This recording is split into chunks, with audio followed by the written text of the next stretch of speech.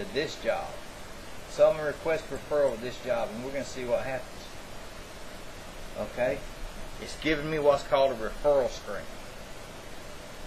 It wants to know my social security number.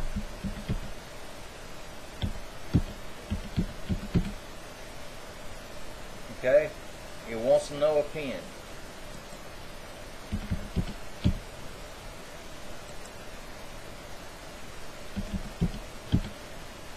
Okay, you have to make up your own PIN number.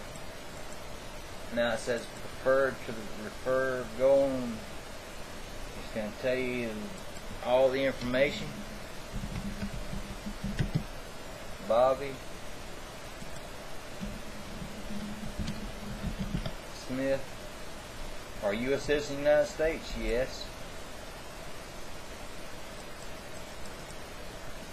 Phone 229 229 243 2765. Birth date 03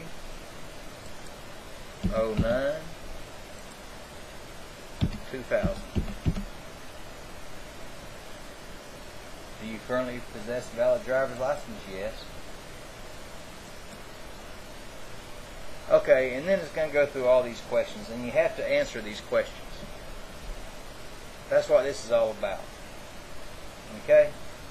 Now, the important thing is down here. After you've answered all these questions, you may not have told them anything about yourself, so they don't know if you meet these requirements or not. So you type in down here whatever you want to type in.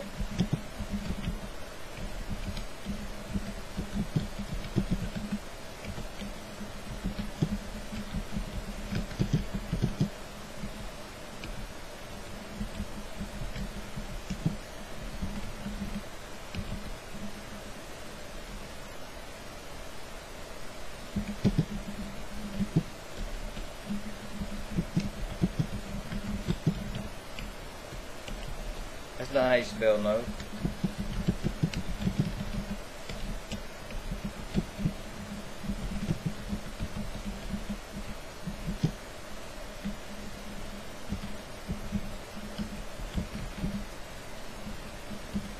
Now, let me give you a clue about this box right here.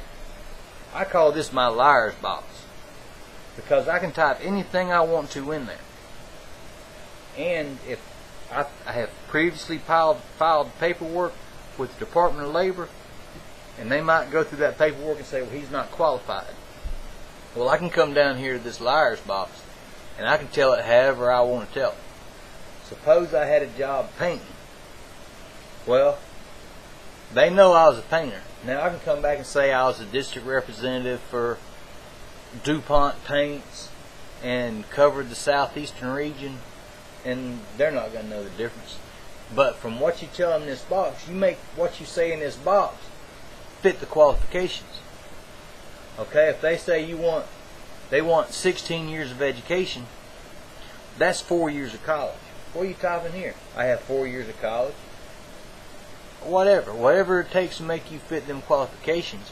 If you think you can do this job. If you don't think you can do this job, don't go in this liar's box and start telling all these lies, because they're gonna send you a referral, and when they send you a referral, they send a referral to this company, so this company knows you're coming. They're expecting you. They're waiting on you. That's a good thing, and that's a bad thing. It's a bad thing because usually by the time you get there, they've already done the background investigation on you. I went to one at a Consumer Car Credit in Moultrie, and while the guy was interviewing me, he's got my criminal background report up on the screen. You know, and all he's saying is, "Good God, you know, I don't know if I can hire. I don't know if my insurance will let me hire you. I don't know." So that's just one of the things that you face when you're doing it this way. They know you're coming. You can beat them to it if you go ahead and put this in. print the form off on your printer, which is usually what I do.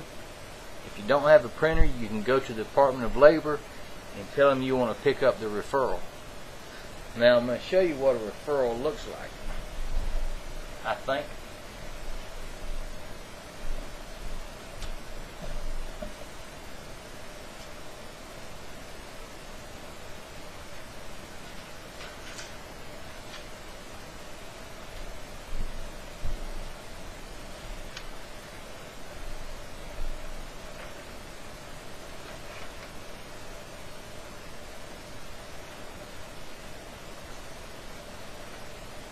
This is one of my referrals that I got. I'm going to try to put it up here where you can read it. You don't seem to want to stay, but it should stay right there.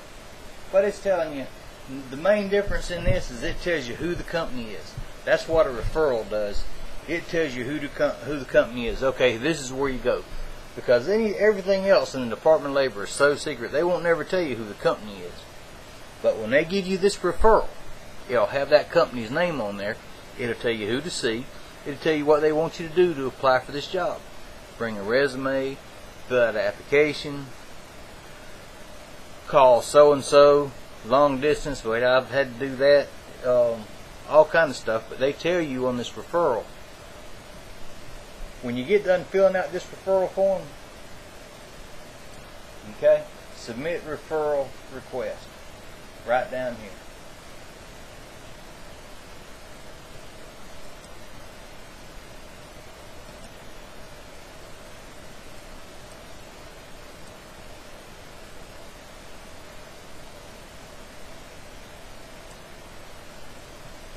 Yes, you click that and then it's going to go. The one thing about this is you have to have an email account, because they're going to send the referral back to your email. So if you're going to use this, set you up an email account. You don't have to have a computer. A matter of fact, if you go to the Department of Labor and all what they call the career centers, they have computers lined up there. Now, the Department of Labor is good about a lot of things. Helping you get a job ain't one of them. Helping you get unemployment is not another one. Helping you do disability is another one. They're not good at that. And anything to do with the people, they're not good at. But they supply you with things. They have so many resources there. And you can get on one of these computers. Sometimes you have to ask permission. Sometimes you don't. It depends on the career center. One of the best ones I've seen is in Valdosta. Valdosta's got a good one. You can go up there. Most time you don't even have to say anything. You can just go get on a computer. In Moultrie, they want to tell you what computer to get on. So see, you can go to the Department of Labor, and instead of talking to a counselor, you can get on the computer and you can find your jobs and get referrals like that. And plus they have a printer, so you set your email up,